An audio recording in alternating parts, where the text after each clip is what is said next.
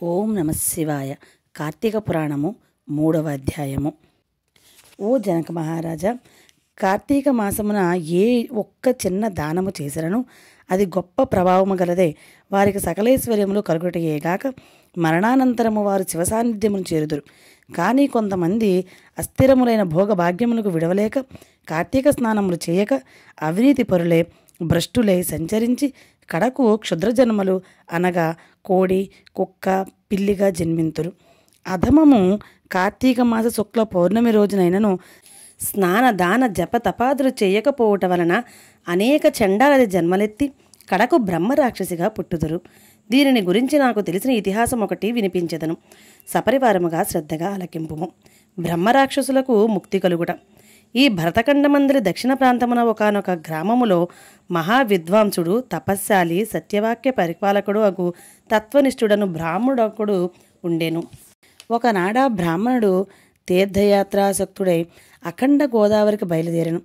ఆ తీర్థ సమీపమున ఒక మహావటవృక్షముపై భయంకర ముఖములతో దీర్ఘకేశములతోనూ బలిష్టంబులైన కోరలతోనూ నల్లని బాణపొట్టలతోనూ చూచివారికి అతి భయంకర రూపములతో 3 బ్రహ్మరాక్షసులు నివసించుచు ఆ దారిన పోవు బాటసారులను బెదిరించి వారిని భక్షించుచు ఆ ప్రాంతమంతయు భయకంపితము చేయుచుండిరి.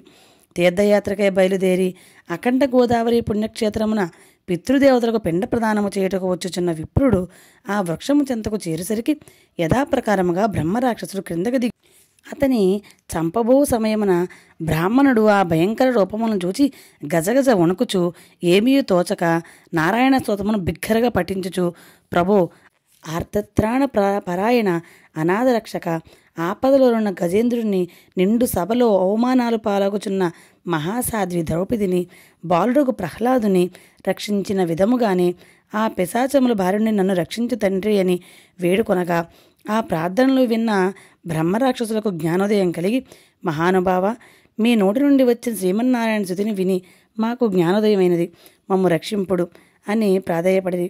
వాడి మాటలకు విప్రుడు ధైర్యం తెచ్చుకొని, ఓయి, మీరెవరు? ఎందులకు మీకు ఈ రాక్షస రూపంబులు కలిగెను? మీ వృత్తాంతము తెలుపుడు అని పలుకగా వారు, విప్ర పొంగవ, మీరు పూజ్యులు, ధర్మాత్ములు, వ్రతనిష్టాపరులు. మీ దర్శన భాగ్యం వలన మాకు పూర్వజన్మందరి కొంత జ్ఞానము కలిగినది. ఇక నుండి మీకు మా వలన ఏ ఆపద కలగదు అని అభయమిచ్చిరి. అందుక రాక్షసుడు తన వృత్తాంతమును ఈ విధముగా చెప్పసాగాను. నాది ద్రావిడ దేశం, బ్రాహ్మణుడను. నేను మహాపండితుడనని గర్వము గలవాడనై ఉంటిని. న్యాయాన్యాయ విచక్షణలు మాని పశువుల వలె ప్రవర్తించి తిని బాటసారుల వద్ద, అమాయకుల వద్ద, గ్రామస్తుల వద్ద దౌర్జన్యంగా ధనం లాగుకొనుచు దుర్వ్యసనాలతో భార్యాపుత్రాదులను సుఖపెట్టక పండితులను అవమానపరచుచు లుబ్ధుడనై లోకకంటకుడిగా నుంటిని. ఇట్లుండగా ఒకనాడు ఒక పండితుడు కార్తీక మాస వ్రతమునకు యథావిధిగా నాచరించి బోధతృప్తి కొరకు బ్రాహ్మణ సమారాధన చేయు తలంపుతో పదార్థ సంపాదన నిమిత్తము దగ్గరనున్న నగరమునకు బయలుదేరి తిరుగు ప్రయాణంలో మా ఇంటికి అతిథిగా వచ్చెను. వచ్చిన పండితుడు నేను దూషించి కొట్టి అతని వద్దనున్న ధనము, వస్తువులు తీసుకొని ఇంటి నుండి గెంటి వెచ్చితిని.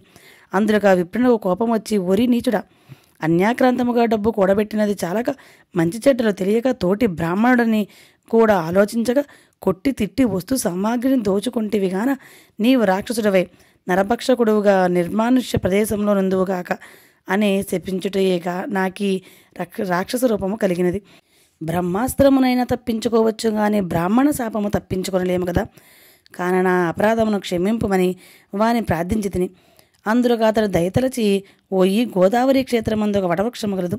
నీ వందు నివసించుచు ఏ బ్రాహ్మణుడు కార్తీక వ్రతం ఆచరించి పుణ్యఫలమును సంపాదించి ఉండునో ఆ బ్రాహ్మణుని వలన పునర్జన్మనుదువుగాక అని వెడలిపోయాను. ఆనాటి నుంచి నేను ఈ రాక్షస రూపమును నరభక్షణ చేయుచుంటిని. కాన ఓ విప్రోత్తమ, నన్ను నా కుటుంబ వారిని రక్షింపుడని మొదటి రాక్షసుడు తన వృత్తాంతము చెప్పాను. ఇక రెండవ రాక్షసుడు, ఓ ద్విజోత్తమ, నేను కూడా పూర్వజన్మలో బ్రాహ్మణుడనే.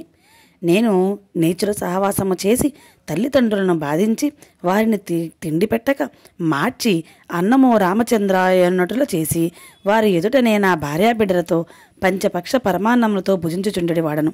నేను ఎట్టి దాన ధర్మములు చేసి ఎరుగను. నా బంధువులను కూడా హింసించి వారి ధనమును అపహరించి రాక్షసుని వలె ప్రవర్తించి తిని, కాన నాకీ రాక్షసత్వము కలిగాను. నన్ను పాప పంకిరముల నుండి ఉద్ధరింపుము అని బ్రాహ్మణుని పాదములపై పడి పరిపరి విధములు వేరుకొనెను. మూడవ రాక్షసుడు కూడా తన వృత్తాంతమును ఇటులో తెలియజేశాను. మహాశయ, నేను ఒక సంపన్న కుటుంబంలో పుట్టిన బ్రాహ్మణుడను. నేను విష్ణు ఆలయంలో అర్చకునిగానుంటిని. స్నానమైనను చేయక కట్టు బట్టలతో దేవాలయంలో తిరుగుచుండెడి వాడను. భగవంతునికి ధూపదీప నైవేద్యములైనను అర్పించక భక్తులు కొని తెచ్చిన సంభారములను నా ఉంపుడు గత్తెకు అందజేయచ్చు మధ్యమాంసములను సేవించుచు పాపకార్యములు చేసినందున నా మరణానంతరము ఈ రూపమును ధరించి తిని, కావున నన్ను కూడా పాప విముక్తిని గావింపమని ప్రార్థించను. ఓ జనక మహారాజా, తపోనిష్ఠుడకు ఆ విప్రుడి పిశాచములను దేవనాలాపనను లాలకించి, ఓ బ్రహ్మరాక్షసులారా, భయపడకుడు. మీరు పూర్వజన్మలో చేసిన ఘోర కృత్యంబుల వల్ల మీకు ఈ రూపము కలిగెను.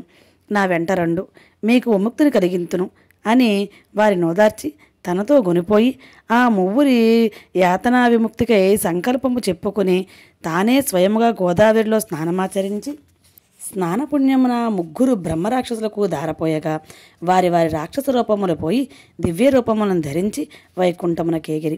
కార్తీక మాసములో గోదావరి స్నానమాచరించనచో హరిహరాదులు సంతృప్తి నొంది వారికి సకలైశ్వర్యములు ప్రసాదింతురు. అందువలన ఎంత ప్రయత్నించినా సరే కార్తీక స్నానాలు ఆచరించాలి. ఇట్లు స్కాంద పురాణంతర్గత వశిష్ఠ ప్రోక్త కార్తీక మహత్యమందలి 3వ అధ్యాయము 3వ రోజు పారాయణము సమాప్తము.